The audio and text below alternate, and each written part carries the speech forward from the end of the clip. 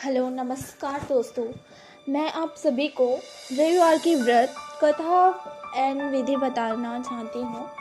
इसका विधि है कि सर्व मनोकामनाओं की पूर्ति हेतु रविवार का व्रत श्रेष्ठ है। इस व्रत की विधि इस प्रकार है। प्रातः काल स्नान आदि से निवृत्त हो स्वच्छ वस्त्र धारण करें, शांत चित्त होकर परमात्मा का स्मरण करें। भोजन एक समय से अधिक नहीं करना चाहिए। भोजन तथा फलाहार सूर्य के प्रकाश रहते ही कर लेना चाहिए।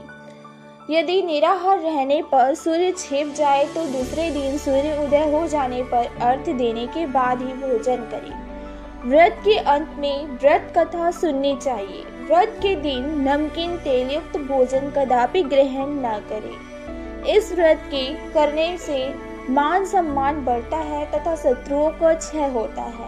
आंख की पीड़ा के अतिरिक्त अन्य सब पीड़ाएं दूर होती है। इसकी कथा सुनते हैं। एक बुढ़िया थी। उसका नियम था प्रति रविवार को सवेरे ही स्नान आदि कर घर को गोबर से लिपकर फिर भोजन तैयार कर भगवान को भोग लगाकर स्वयं भोजन करती थी। ऐसा व्रत करने से उसका घर अनेक प्रकार के धन धान्य से पूर्ण था। श्री हरि की कृपा से घर में किसी प्रकार का विघ्न या दुख नहीं था।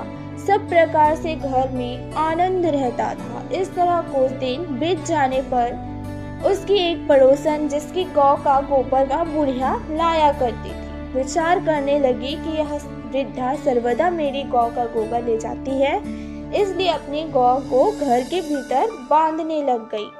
बुढ़िया को गोबर न मिलने से रविवार के दिन अपने घर को न लिप सकी, इसलिए उसने न तो भोजन बनाया न भगवान को भोग लगाया तथा स्वयं भी उसने भोजन नहीं की। इस प्रकार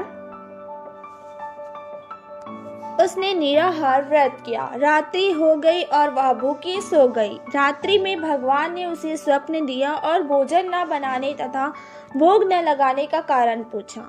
वृद्धा ने गोबर न मिलने का कारण सुनाया। तब भगवान ने कहा कि माता, हम तुमको ऐसी गौ देते हैं जिससे सभी इच्छाएं पूर्ण होती है, क्योंकि तुम हमेशा रविवार को गौ के गोबर से लिपकर भोजन बनाकर मेरा भोग लगाकर खुद भोजन करती हो। इससे मैं खुश होकर तुमको वरदान देता हूँ। निर्धन को धन और बांझ स्त्रियों को पुत्र देकर दुखों को दूर करता हूँ तथा अंत में मोक्ष देता हूँ। स्वप्न में ऐसा वरदान देकर भगवान तो अंतर्ध्यान हो गए और वृद्धा की आँख खुली तो वह देखती है कि आंगन में एक अति सुंदर गौ और बछड़ा बंधे हुए है।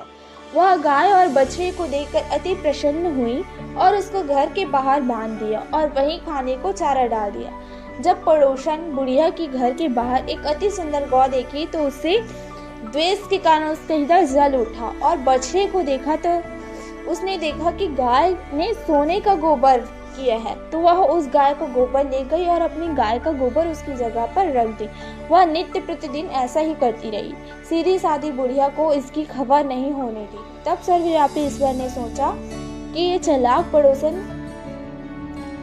उनके कर्म से बुढ़िया ठगी जा रही है, तो ईश्वर ने संध्या के समय अपनी माया से बड़ी जोर की आंधी चला दी। बुढ़िया ने आंधी के भय से अपनी गौ को भीतर बांध लिया। प्रातः काल जब वृद्धा ने देखा कि गौ ने सोने का गोबर दिया है तो उसकी आश्चर्य की सीमा न रही और वह प्रतिदिन गौ को घर के भीतर बांधने लगी।